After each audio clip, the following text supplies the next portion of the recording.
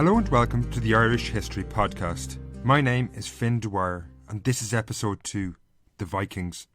This show looks at the arrival of one of the most fearsome and notorious groups in Irish history, the Vikings.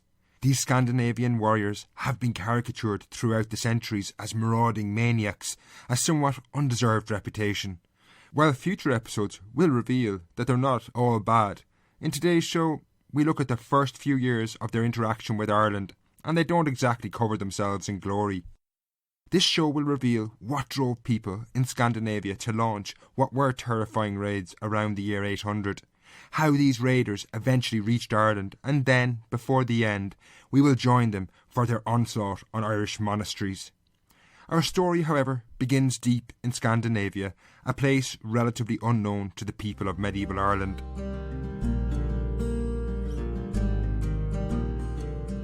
In medieval Scandinavia, that's the area encompassing modern-day Denmark, Norway, Finland and Sweden, life was tough. It's a relatively inhospitable place when compared to the rest of Europe. High mountains, a cold climate, heavy tree coverage and long, dark winters made life harsh, even at the best of times.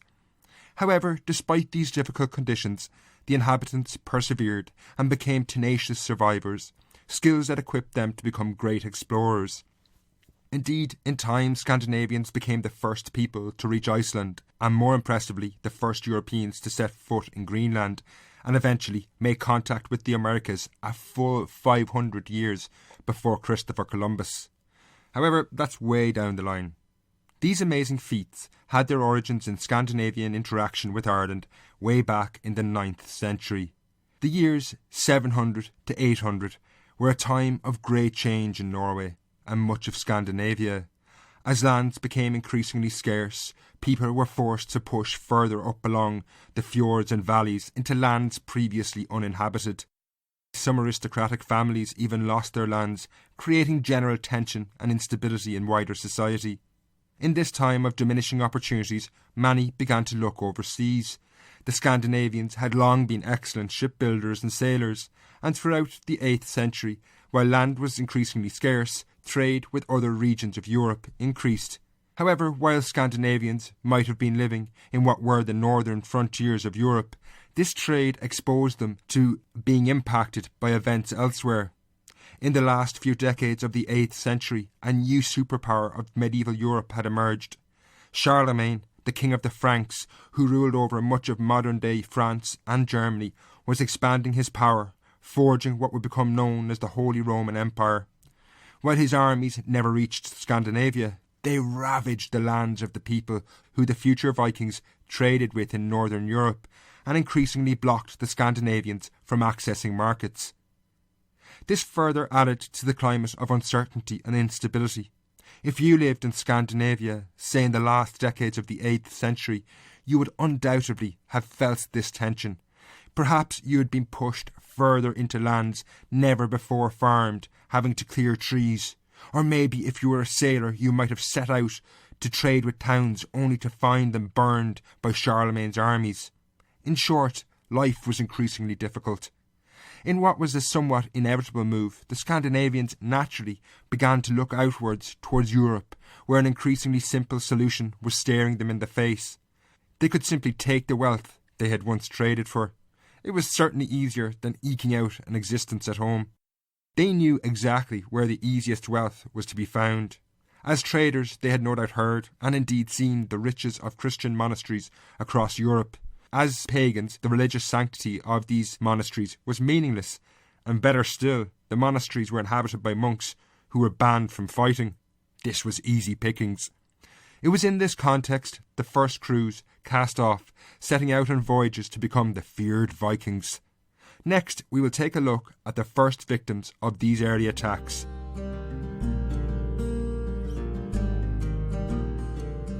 By 780, a string of monasteries, founded by Irish monks, had been established around the coasts of not only Ireland, but also northern England and Scotland. These had become centres of knowledge, and most importantly, to the Vikings, wealth, perhaps unseen in Britain since the days of the Roman Empire. The monastery of Lindisfarne, situated in the northeastern corner of modern England, was one of the most important sites by the late 8th century. Situated in the medieval kingdom of Northumbria, it had been founded by an Irish monk, St Aidan, in the 630s. The founders had chosen an island off the coast, aptly named Holy Island, to locate the monastery. Solitude in the face of trying conditions in the north of England, exposed to the harsh winds of the North Sea, was exactly what the original monks were looking for. However, things had changed since the early days of austerity in the time of St Aidan. A monastic community had grown, not only in numbers, but also wealth and influence. By the 780s, Lindisfarne had established itself not only on the map of England, but also the map of Europe. Among the treasures produced at the rich monastery were the Lindisfarne Gospels, a rival to the Book of Kells.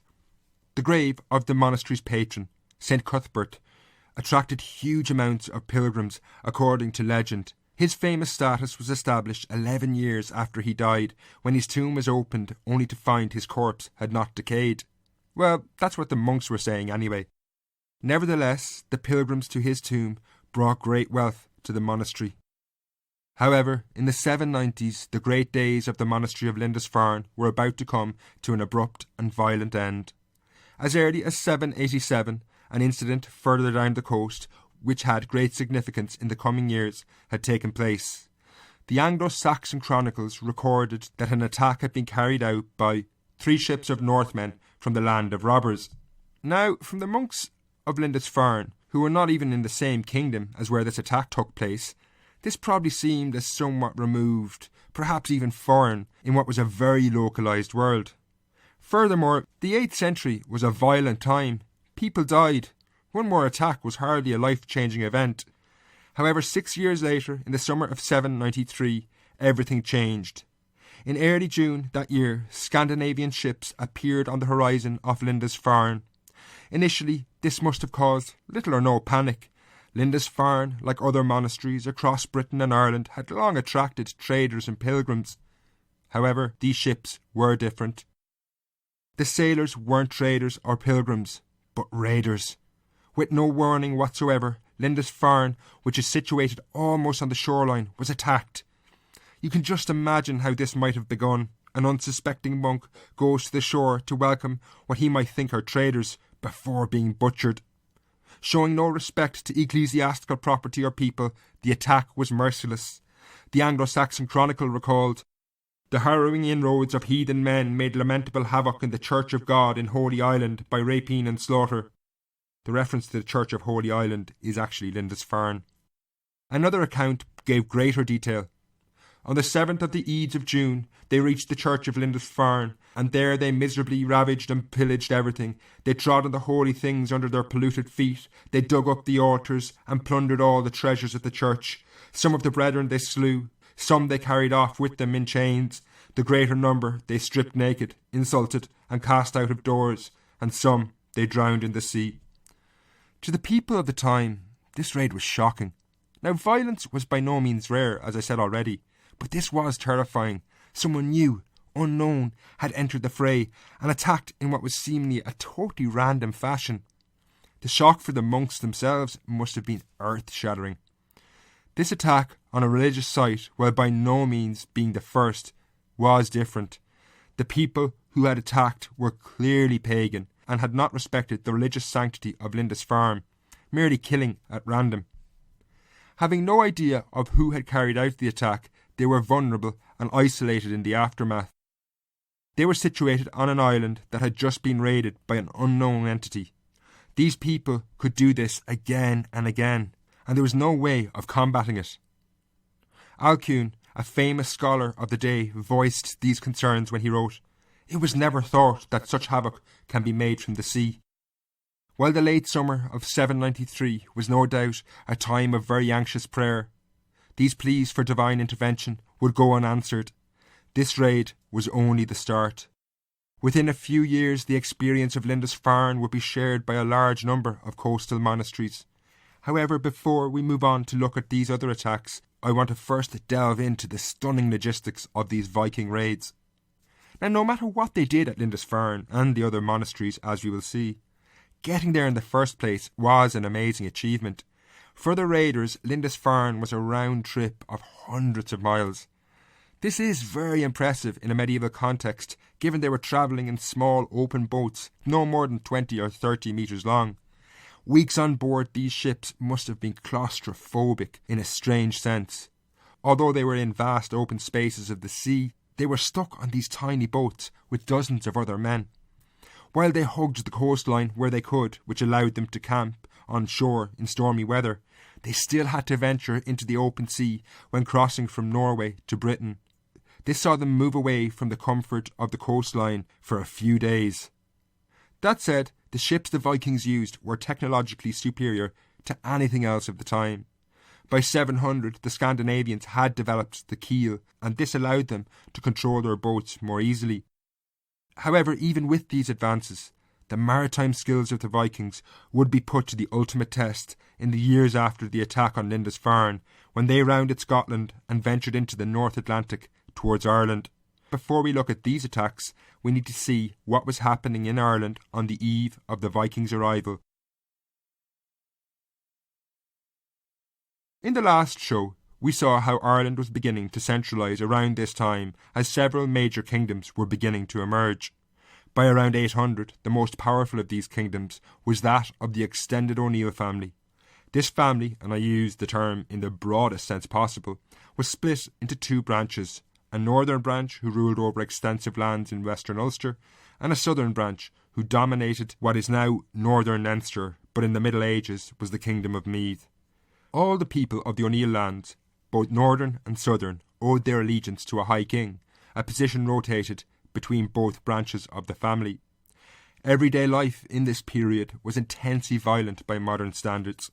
Based on a philosophy that might was right, there was always someone trying to be top dog and always a ruling king trying to stop them. For ruling families, warfare and violence was an integral part of life. It was a given that any ruling dynasty would lose members of their family every few years. Fathers and mothers lost sons, brothers and sisters lost siblings, children lost their parents, in what seemed like an endless cycle of violence. It was in this context that the Vikings entered the fray in Ireland, and although in the first few decades they were little more than small raiding parties, over time their intervention would prove very, very important. After the attack on Lindisfarne, it didn't take the Vikings long to hit Ireland.